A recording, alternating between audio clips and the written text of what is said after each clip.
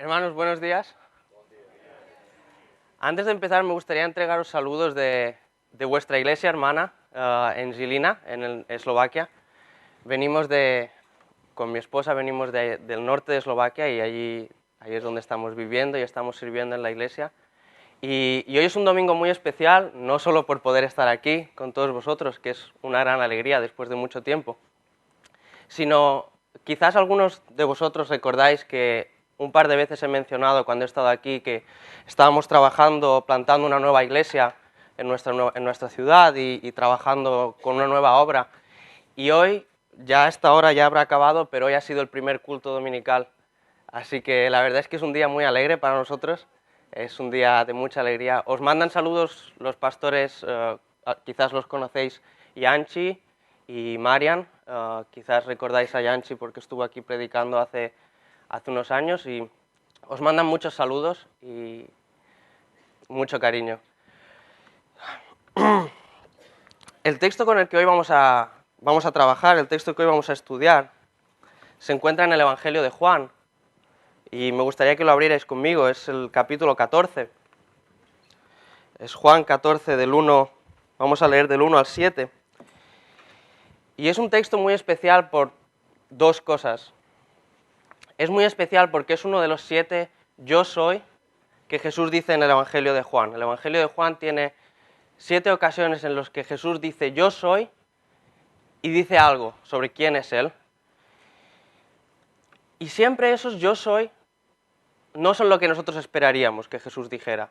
No dice yo soy el Hijo de Dios, no dice yo soy el Mesías, el Salvador. Siempre dice una frase provocativa, una frase que quizás a primera vista no tiene tanto sentido como nosotros esperaríamos que Jesús dijera. Nosotros esperaríamos que Jesús dijera, yo soy el Hijo de Dios, yo soy el Mesías, el Cristo. Pero con estas frases Jesús intenta provocar y crear en sus discípulos y en la gente que le está escuchando una nueva forma de pensar, una nueva forma de ver el mundo y una nueva forma de ver sus vidas. Y este yo soy es uno de ellos y quizás es uno de los más conocidos. Yo soy el camino, la verdad y la vida. Y a la vez es muy especial porque es uno de esos textos que conocemos tan bien que quizás perdemos un poco su significado. Quizás pensamos que ya lo hemos oído tantas veces que no prestamos atención a lo que Jesús está diciendo. Yo sé que a mí me pasa. No sé si a vosotros os pasa, pero he escuchado tantas veces que Jesús es el camino, la verdad y la vida, que me cuesta a veces entender qué significa, que Él es el camino, la verdad y la vida. Por eso me gustaría leerlo, me gustaría que lo leyéramos juntos y que lo pudiéramos estudiar. Así que yo lo leeré, capítulo 14, desde el versículo 1 hasta el 7. Jesús dice, no os angustiéis, confiad en Dios, confiad también en mí. En el hogar de mi Padre hay muchas viviendas. Si no fuera así, ya os lo habría dicho. Voy a prepararos un lugar, y si me voy y os lo preparo, vendré para llevaros conmigo. Así estaréis donde yo esté. Vosotros ya conocéis el camino para ir a donde yo voy.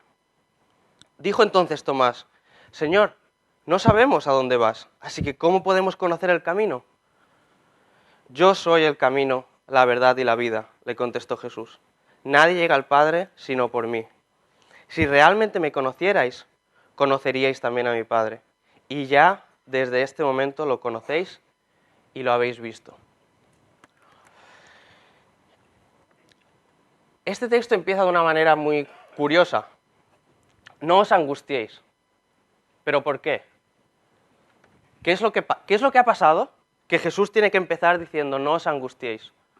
Y es que esto es matemática avanzada, pero antes del capítulo 14 viene el capítulo 13. Y en el capítulo 13 tenemos 3 eventos claves para entender este no os angustiéis. El capítulo 13 comienza con el último día, los últimos días de Jesús. Y es Jesús dando un discurso, dando una predicación, incluso podríamos decir, a sus discípulos. Y esto pasa en la noche, bueno, durante el día y hasta la noche, en la que Jesús va a compartir su última cena con los discípulos. Y el capítulo 13 empieza con Jesús lavándole los pies a sus discípulos. Lavar los pies era un trabajo de esclavos, de siervos. Era un trabajo muy mal considerado, era solo para lo peor de la sociedad. Y sin embargo Jesús, que es un maestro, un rabino, lo que es considerado prácticamente la élite de esa sociedad, de ese judaísmo del siglo I, la élite le lava los pies a sus discípulos. Es al revés de todo lo que deberíamos esperar, de todo lo que debería haber sido. Pero Jesús les lava los pies a sus discípulos. Y obviamente los discípulos, con una mente del siglo I, judíos del siglo I, sabiendo que el maestro es al que le lavan los pies, están confundidos, no entienden qué está pasando. Pero esto no es todo lo que pasa, porque luego el capítulo 13 sigue y Jesús anuncia, predice, que uno de sus discípulos le va a traicionar. Y no dice quién, da una señal, una pequeña señal de que será Judas Iscariote, pero no lo entienden, los discípulos no entienden qué es Judas. Entonces los discípulos están pensando, alguien va a traicionar a nuestro Señor, a Jesús, al Cristo. ¿Quién va a ser? ¿Va a ser Juan? ¿Va a ser Pedro? ¿Va a ser Jacobo? ¿Quién va a ser? No lo saben. Pero es que el capítulo 13 sigue y el tercer evento que vemos es Jesús diciendo, a donde yo voy no podéis seguirme. Y Pedro, con su clásica impulsividad, le dice, no, Jesús, yo voy a ir contigo hasta el fin del mundo. Si es necesario, por ti daré la vida. Y Jesús, probablemente decepcionado o triste, dice, ¿darás tu vida por mí? De veras te aseguro que antes de que cante el gallo, me negarás 3 veces. ¿Qué quiere decir Jesús con esto? ¿Qué es lo que ven los discípulos? ¿Será Pedro el traidor? Porque alguien le va a traicionar, pero ¿será Pedro? Si Pedro era el gran discípulo. Todo el ambiente, toda la atmósfera del capítulo 13 está completamente tensa.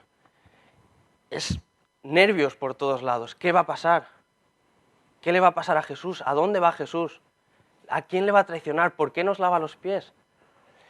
Y Jesús tiene que empezar diciendo, no os angustiéis. Empieza su discurso, su predicación, diciendo, no os angustiéis. Confiad en Dios, confiad también en mí. Otra traducción dice, confiáis en Dios. No es un imperativo, no es una orden, es una afirmación. Confiáis en Dios, confiad también en mí. Pero ¿cómo podemos confiar en Dios? ¿Cómo podemos confiar en Jesús? ¿Qué garantías nos da de que podemos confiar en Él? En el hogar de mi padre hay muchas viviendas. No sé si quizás todos lo sabéis, pero en el siglo I y los siglos anteriores, antes de Cristo, los judíos tenían una ceremonia de compromiso entre el novio y la novia muy peculiar. En esa ceremonia se juntaban las dos familias, tenían una cena, y después de la cena el novio tenía que hacer un discurso para su novia, un discurso de compromiso. Y ese discurso decía algo similar a esto. En el hogar de mi padre hay muchas viviendas. Si no fuera así, ya te lo habría dicho. Voy a prepararte un lugar, y si me voy y te lo preparo, vendré para llevarte conmigo. Así estarás donde yo esté. Tú ya conoces el camino para ir a donde yo voy. No sé si os suena, hermanos, pero es lo mismo que Jesús le está diciendo a sus discípulos. Y al acabar este compromiso, esta cena de compromiso, el novio se iría a casa de su padre y en la casa de su padre construiría una nueva habitación. Al lado construiría una nueva habitación, una habitación para vivir con su esposa. Y el hijo nunca decidía cuándo estaba terminado. El hijo nunca decidía cuándo estaba listo, sino que el padre tenía que ir periódicamente a revisar la habitación y comprobar si el hijo estaba listo y si la habitación estaba lista. Y cuando estaba lista le decía, tienes permiso, puedes casarte, porque la habitación, la casa, la vivienda está preparada. Jesús les dice, no os angustiéis, confiad en mí, pero no son palabras vacías, porque luego les dice este discurso de compromiso, un discurso que los discípulos conocían, porque algunos de los discípulos estaban casados, o sea que ellos mismos habían dicho estas frases. Muchos otros discípulos seguro que habían estado en alguna ceremonia, porque alguien de su familia se habría casado. Los discípulos saben lo que esta frase significa. Los discípulos entienden que no es una confianza, una seguridad vacía, sino que está bien fundamentada, porque ¿acaso hay mayor seguridad que la que el novio le da a la novia de lo voy a dar todo por ti, voy a entregarme completamente para que tú estés bien? Ese es el amor que Jesús tiene por sus discípulos, por nosotros. El amor de en el hogar de mi Padre hay muchas viviendas y yo voy a construiros una más. No es una confianza vacía, es una confianza con unas bases, con unos fundamentos muy fuertes. La imagen del matrimonio en la Biblia se repite muchísimas veces para reflejar la relación entre Dios y su iglesia. Es ese amor que se entrega, que se sacrifica, que no busca su propio bien, sino el bien del otro. Y esa es la confianza que les da Jesús. Yo voy a ser ese novio. Yo me voy, pero no os abandono. Yo me voy a construir una vivienda, para que estemos juntos, para que vosotros estéis donde estoy yo. Pero los discípulos probablemente no entienden qué quiere decir. Entonces dijo Tomás, Señor, no sabemos a dónde vas, así que ¿cómo podemos conocer el camino? Danos un plan, danos una guía a seguir, danos una lista de 7 pasos para poder llegar a ti. Y Jesús dice, yo soy el camino, la verdad y la vida. Y este es el gran texto de hoy. Este es el texto que presumo la gran mayoría de nosotros conoce y la gran mayoría de nosotros sabemos lo que significa. Lo hemos escuchado 1000 veces, pero quizás al escucharlo 1000 veces hemos dejado de escucharlo. Y hemos dejado de escuchar que Jesús es el camino, la verdad y la vida. ¿Y qué quiere decir? Y muchas veces usamos este texto para hablar de un Jesús exclusivista, un Jesús que separa, que crea divisiones. Solo Jesús es el camino hacia Dios y no hay ningún otro camino. Y es cierto, hay muchos textos en la Biblia que afirman esto, pero este no es uno de ellos. Este texto no afirma que solo unos pocos serán justificados, serán salvos, porque en el hogar de mi Padre hay muchas viviendas. No hay un par, no hay 2 o 3, hay muchas viviendas. Y no solo hay muchas, Jesús va a construir más. Decir que este texto es exclusivista, que es cerrado de mente, es hacerle un flaco favor a los 3 versículos que hay antes. En el hogar de mi Padre hay muchas viviendas. Y también se usa para defender un cristianismo, un evangelio muy intelectual. Un evangelio en el que lo que basta es creer que Jesús hace 2000 años, en un sitio muy lejos de aquí, hizo algo y que ese algo, la cruz y su resurrección, significan algo para mí en cuanto al cielo, en un futuro más o menos lejano. Pero este texto y esta declaración de Jesús es absolutamente práctica. Y es absolutamente práctica para hoy, para aquí y ahora. Yo soy el camino, la verdad y la vida. ¿Cuál es el camino? ¿Es el camino creer? Nosotros, los protestantes evangélicos, creemos que solo por fe podemos ser salvos. ¿Pero es eso todo? Yo soy el camino. Nos habla de un proceso. nos habla de una vida. ¿Cuál es el camino? Jesús es el camino. ¿Cuál es el camino? Lo que Jesús hizo. Su vida, sus actos, sus palabras, sus cenas con gentiles, con pecadores, con lo peor de lo peor, con mujeres pecadoras que nadie hablaba con ellas, su trato con enfermos que llevaban una cadena colgando para que la gente les diera tiempo a alejarse. Ese es el camino. Ese Jesús que no mira a estar con la élite, no busca estar con los fariseos, que todo el mundo les quería, o con los saduceos, que eran la élite política. No, Jesús va a estar con los pecadores, con los gentiles, con los rechazados, con los marginados, con el refugiado, con el perdedor, con lo peor de lo peor. Ese es el camino. Ese Jesús que va a donde nadie va, que va a donde todos han escapado de allí. Ese es el camino y no un pensamiento intelectual de solo creo que Dios hizo algo y eso significa que en el futuro tengo un puesto en el cielo, tengo un asiento, sino porque Jesús hizo algo que tiene sentido, algo que cambia mi vida y que cambia la vida de todo el mundo, yo hoy voy a ir al menor de estos. Yo hoy voy a hablar con el que nadie habla.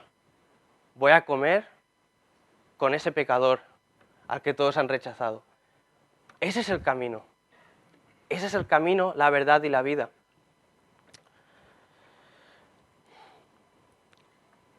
Pensar que este texto habla solo del cielo y de un futuro mejor es olvidar que este texto nos habla de cómo vivir hoy, de cómo vivía Jesús y de cómo tenemos que vivir hoy. Porque Jesús no te ofrece solo un ticket para ir al cielo. Jesús te ofrece un estilo de vida, el estilo de vida que Él vivió, que transforma todo tu mundo, todo el mundo alrededor tuya, en el cielo, que crea y transforma. Así como Él vino y dijo, arrepentíos, cambiad vuestra manera de ver el mundo, el reino de Dios está aquí, no está allí, no está en un futuro, no está en un sitio lejos, el reino de Dios está aquí, está entre vosotros. Y eso es a lo que nos llama. Yo soy el camino y andad por el camino. Porque el camino no es un objetivo, el camino es un proceso. Nadie se va a la carretera de Alcudia para quedarse en la carretera de Alcudia. Cuando vas a la carretera de Alcudia es porque quieres llegar a Alcudia o a algún pueblo en medio. Pero la carretera no es el objetivo. La carretera es el proceso. Y Jesús dice, yo soy el camino. Yo no soy el objetivo final, yo soy el proceso por el cual vais a andar. Porque es en el camino donde el Espíritu nos cambia, donde el Espíritu nos transforma, nos llena, cambia nuestro interior y nos hace parecernos más a ese Jesús que es el camino. Es en el camino donde nos convertimos en el camino. Es por eso que nosotros no caminamos porque sí, sino que caminamos porque queremos estar en el camino que es Jesús. Un predicador y pastor norteamericano, quizás algunos lo conocéis, Eugene Peterson, tradujo la Biblia El Mensaje, que es muy popular, dijo, hablando sobre este texto, dijo, solo cuando vivimos la verdad de Jesús, andando por el camino de Jesús, podremos llegar a tener la vida de Jesús.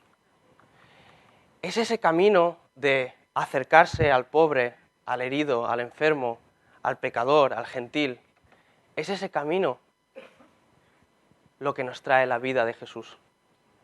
Es ese camino el que nos transforma, el espíritu que Jesús nos dejó, nos transforma y en el camino nos convertimos y nos empezamos a parecer al que es el camino, que es Jesús. Y es por eso que no pueden existir comparaciones entre nosotros. No pueden existir comparaciones de si alguien lleva 50 años caminando por el camino y él es mejor que yo, porque yo solo llevo 2 años o 2 meses. Y él es mejor que yo porque lleva 50 años y está más lejos que yo en el camino. Porque lo que importa no es si estás más cerca o más lejos del objetivo. Lo que importa es si estás caminando o no estás caminando. No hay un punto medio. O estás caminando o no estás caminando. Y da igual dónde estés. Da igual si estás en el kilómetro 1 o en el kilómetro 50. ¿Estás caminando o no estás caminando? Y no importa si te caes 1000 veces, si te tropiezas, si paras, si necesitas descansar cada 5 minutos, o eres capaz de hacerlo del tirón. Porque lo que importa no es cuán bueno eres en el camino, cuán rápido eres en el camino. Lo que importa es, ¿estás andando o no estás andando? ¿Estás en el camino o no estás en el camino? Jesús te dice, si estás en el camino, está bien. Si te tropiezas, está bien. Nos levantamos y vamos, seguimos adelante. Si llevas solo una semana, está bien, no hay problema. Porque lo que importa no es si eres el mejor, si eres mi criatura mitológica favorita, ese cristiano perfecto que nunca se equivoca, o si eres un cristiano imperfecto, como yo, como Pedro, que negó a su Señor, como muchos de los discípulos que huyeron de Jesús, como Judas, que le traicionó. Pero el problema no está en si Judas le traicionó o no, porque Pedro también le traicionó. Lo que importa es, ¿vas a andar por el camino? Si te tropiezas, si me traicionas, ¿vas a seguir andando por el camino o no? Judas tomó una decisión de no seguir andando por el camino y Pedro tomó una decisión de volver a andar por el camino. Y eso es lo que importa, porque hay perdón, porque Jesús te perdona, porque en el hogar de mi Padre hay muchas viviendas, porque tiene ese amor que tiene el novio por su novia. Si me traicionas, te amo. Te levantas y seguimos adelante. Porque he hecho un compromiso contigo. Porque me he comprometido y voy a cumplir mi compromiso. Ese es Jesús. Jesús nos dice, no os angustiéis. Cuando vayáis a pecar, cuando sintáis que hayáis pecado, cuando sintáis que os hayáis equivocado, cuando lo hayáis hecho todo mal, no os angustiéis, porque yo he hecho un compromiso con vosotros. Yo no os voy a abandonar. Vosotros quizás me abandonéis, dice Jesús, pero yo no os voy a abandonar. Yo he hecho un compromiso con vosotros. Y lo que me importa es si vais a andar por el camino o si no vais a andar por el camino. Yo soy el camino, la verdad y la vida. Ese camino de amor al prójimo, de sacrificio, de amor al peor, amor a aquel que no se lo merece, al que menos se lo merece, amor al pecador, al gentil, al extranjero, a la prostituta, amor a lo peor de la sociedad. Porque eso es lo que Jesús hizo hace 2000 años. Rompiendo todos los esquemas, rompiendo todos los sistemas, porque Jesús no vino a traer un sistema filosófico o un sistema religioso. Él vino a enseñarnos a amar. Él vino a enseñarnos cómo es el amor de verdad. Jesús te invita hoy a renovar ese compromiso, a volver a andar por ese camino, si has dejado de andar, y a animarte a seguir andando por ese camino. Ese camino que transforma tu alrededor, transforma tu mundo entero en un lugar mejor, en un lugar de perdón, de misericordia, de amor. Porque este camino es la verdad. Y esta verdad es la que nos trae vida. Así que, hermanos, os quiero invitar, os quiero retar, porque es lo que el texto me reta a mí, a renovar este compromiso. Él, Jesús, no ha fallado. En 2000 años no ha fallado. Pero nosotros fallamos. Y hoy puede ser un día en el que renovemos nuestro compromiso, a seguir andando en el camino, a volver a empezar a andar en el camino. Sin comparaciones, sin ver quién es mejor o peor, quién es más bueno o más malo, sino andar. Hoy es el día en el que podemos volver a empezar a andar, porque Jesús nos ama y sigue esperando a que andemos por el camino que es el camino. Si me lo permitís, voy a orar y luego dejo paso. Señor, muchas gracias porque tú no solo nos das promesas, no solo nos dices que no nos preocupemos, que no nos angustiemos, sino que nos das un compromiso de que tú no nos abandonas, de que tú sigues ahí esperando como ese novio que ama a su novia, de que tú no nos abandonas y no te molesta, no estás enfadado, no estás buscando el mínimo error que cometamos para castigarnos, para echarnos, sino que estás solo esperando a que si nos caemos, nos ayudas a levantarnos. Gracias porque tú no eres un objetivo, un plan a cumplir, sino que tú eres un proceso y que en ese proceso nos haces más parecidos a ti, nos cambias. Gracias porque este camino es un camino de salvación, de sanidad, no solo para nosotros, sino para el mundo entero, para todo aquel que entra en contacto con nosotros. Y te pido que nos des fuerzas para caminar, para seguir caminando por este camino que tú nos has enseñado y que tú nos has mostrado. Gracias, Señor Jesús, por tu paciencia, por tu amor y por tu misericordia. Amén.